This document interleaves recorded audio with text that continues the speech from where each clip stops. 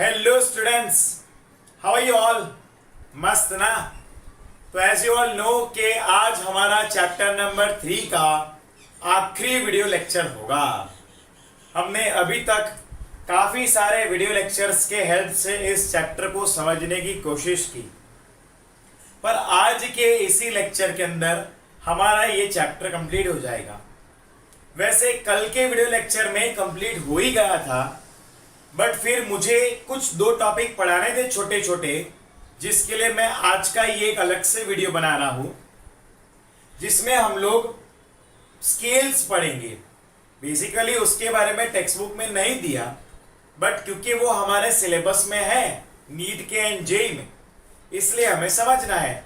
हालांकि text book में थोड़ा उसके बारे में दिया भी है, बट छोटे से 1-2 सेंटेंस में कंप्लीट किया है। चलिए तो फिर करते हैं। हम लोग का प्रीवियस लेक्चर में इलेक्ट्रोनेगेटिविटी के बारे में पढ़ रहे थे, ठीक है। तो हमें यहां पर ढूंढना है, यानी कि पढ़ना है, दैट इज, जरा ध्यान देना, स्केल्स फॉर मेजरिंग इलेक्ट्रोनेगेटिविटी। क्या पढ़ना है हमें? Scales for measuring electronegativity. Electronegativity को मेजर करने के स्केल्स, बेसिकली 2 मेन स्केल्स है जो हमें पढ़ने हैं। पहला है दैट इज पाउलिंग स्केल। क्या है? तो वो है पाउलिंग स्केल। अब ये जो पाउलिंग स्केल है ये एक रिलेटिव स्केल है। क्या है? ये एक रिलेटिव स्केल है, ठीक है। इसके लिए फॉर्मूला है इनके मुताबिक, that is chi A minus chi B is equal to 0.208 under root E A E B minus under root E A into E B B, ठीक है। क्लियर है? यस। तो इनके मतलब क्या होते हैं पहले समझते हैं। ये जो टर्म्स है ये क्या है वो समझते हैं।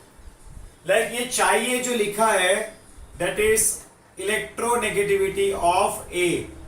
मैं शॉर्ट में इलेक्ट्रोनेगेटिविटी को EN लिखता हूं, ठीक है।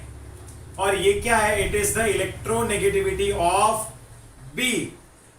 ये ए का इलेक्ट्रोनेगेटिविटी है और ये बी का इलेक्ट्रोनेगेटिविटी वैल्यू लिखना है। जो मैंने कुछ एलिमेंट के इलेक्ट्रोनेगेटिविटी के वैल्यूज लिखवाए थे प्रीवियस लेक्चर में, आपको याद हो तो मैंने 8 से 10 एलिमेंट्स की इलेक्ट्रोनेगेटिविटी की वैल्यूज लिखवाई थी, ठीक है। एंड यहां पर दैट इज इक्वल टू, ये तो ठीक है, यहां पर EAB यानी कि क्या होगा? Bond energy. Bond energy for किसके लिए? फॉर मॉलिक्यूल AB का बॉन्ड एनर्जी, जिसको हम लोग किलो कैलोरी पर मोल में मेजर करते हैं। इसमें मेजर करते हैं किलो कैलोरी पर मोल, ठीक है। सेम वे इसके लिए क्या होगा? बॉन्ड एनर्जी किसका? फॉर AA, एंड इसके लिए है बॉन्ड एनर्जी फॉर BB, ठीक है। क्लियर है? ये बात हमें याद रखना होगा, ठीक है। और ये जो है वो डिराइव्ड वैल्यू है, हमें डेरिवेशन नहीं करना, हमें सिर्फ इतना समझना है। एक और चीज मैं आपको बता देता हूं कि 1 कैलोरी के बराबर, मान लो कि भाई कभी कभार एनर्जी को कैलोरी में मिला, या फिर हमें एनर्जी को कैलोरी में दिया है और उसको हमें जूल में कन्वर्ट करना है, तो याद रखना 1 कैलोरी इज इक्वल टू 4.185 क्या आएगा? जूल, ठीक है। ये याद रखने की बात है। ये भी एक इंपॉर्टेंट बात है जो आपको याद रखनी है, ठीक है। क्लियर है? तो ये पाउलिंग स्केल कंप्लीट हुआ है। अब हम लोग लेते हैं second one, that is Mulligan scale, ठीक है। क्या लेंगे? Mulligan scale number 2। जरा ध्यान से देखना।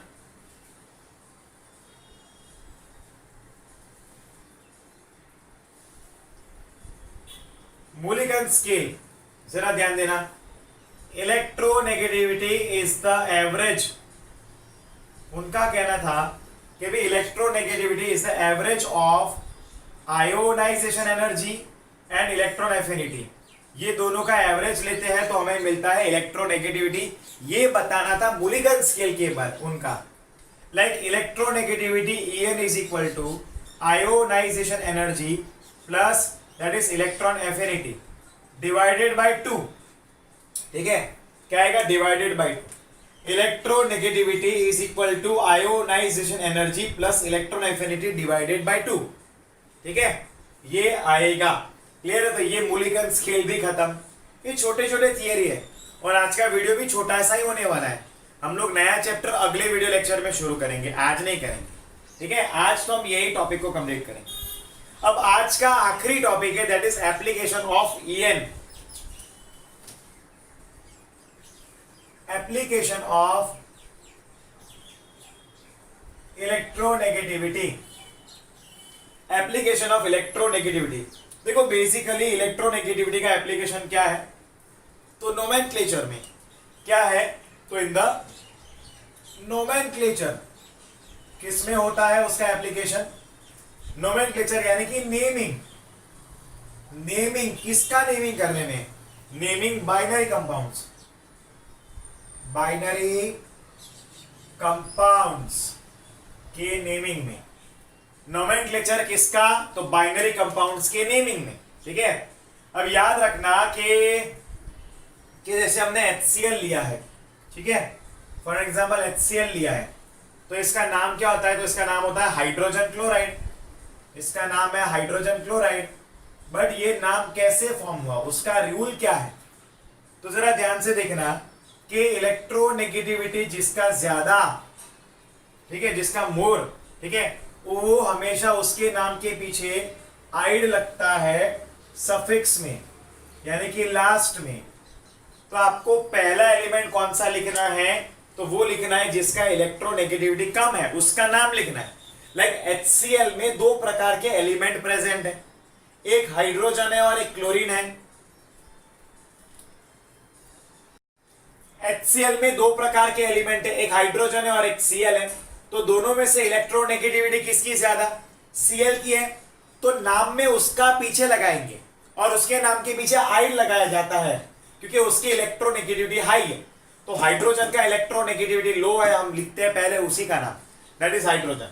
और फिर उसके नाम, और फिर ये जो है क्लोरीन, उसका इलेक्ट्रोनेगेटिविटी ज्यादा है, तो हम उसके नाम के पीछे सफिक्स लगाते हैं आइड।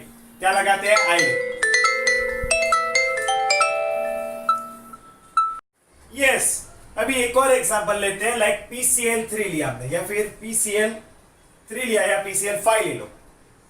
तो इसमें क्लोरीन का इलेक्ट्रोनेगेटिविटी ज्यादा रहता है, तो जिसका कम है पहले उसका ही नाम लिखते हैं।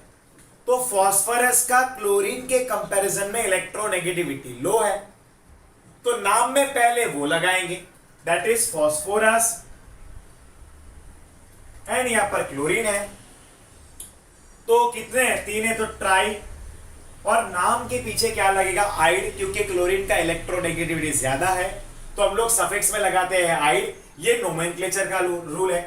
तो फास्फोरस ट्राई क्लोराइड क्या आएगा? Phosphorus try chloride. क्लियर है बच्चों? लाइक हमने लिया है BrCl, ये भी एक कंपाउंड लिया, ठीक है, ऐसा कंपाउंड है, मान लो, होते भी है। ये कंपाउंड नंबर 1, ये कंपाउंड नंबर 2, ये कंपाउंड नंबर 3, ऐसे कंपाउंड्स होते भी है। अब इसमें इसका इलेक्ट्रोनेगेटिविटी 2.8 होता है, क्लोरीन का 3.5 होता है। तो नाम पहले किसका आएगा? जिसका भी इलेक्ट्रोनेगेटिविटी का वैल्यू कम होता है उसका नाम पहले आएगा। लाइक यहां पर आएगा ब्रोमो, और क्लोरीन का इलेक्ट्रोनेगेटिविटी हाई रहता है, तो नाम के पीछे क्या लगाएंगे? Chloride, bromo chloride. ठीक है, खत्म, आइड आ गया ना। सेम वे हम लोग BrI लगा सकते हैं। क्या लगाएंगे? BrI, चौथा कंपाउंड, दैट इज BrI। अब देखो ब्रोमीन का इलेक्ट्रोनेगेटिविटी 2.8 होता है, आयोडीन का 2.5 होता है। अब ये दोनों में, ये जो मॉलिक्यूल है उन दोनों, इनमें दो एटम्स है अलग अलग, उसमें से आयोडीन का इलेक्ट्रोनेगेटिविटी कम है, तो नाम में सबसे पहले उसका लगाएंगे। और Br का इलेक्ट्रोनेगेटिविटी ज्यादा है, तो हम उसके नाम के बाद आइड लगाएंगे। तो क्या आएगा? Iodo bromide. ये कंपाउंड का नाम क्या आएगा, आयोडो, स्मॉल में ब्रोमाइड लगाने का, ब्रोमाइड, स्मॉल में बी आएगा इधर उसका, ठीक है। तो इस तरह से नोमेनक्लेचर के रूल में इलेक्ट्रोनेगेटिविटी का हेल्प लेते हैं हम लोग, ओके। इसी तरह से हम लोग इलेक्ट्रोनेगेटिविटी का हेल्प लेते हैं। और यहां पर हमारा ये जो चैप्टर है वो JEE NEET and board level के साथ कंप्लीट होता है।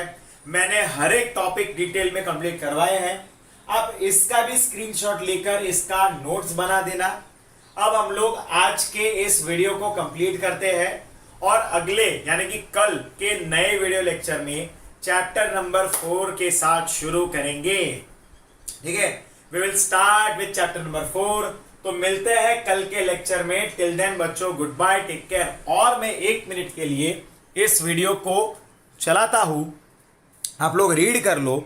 आप लोग इसका स्क्रीनशॉट ले सकते हो या फिर आप इसके बारे में लिख भी सकते हो। देखो ये सारी चीज़ें, ये जो फॉर्मूला मैंने लिखवाया है ये डिराइव्ड फॉर्मूला है, आपको इसके डेरिवेशन की कोई ज़रूरत नहीं है।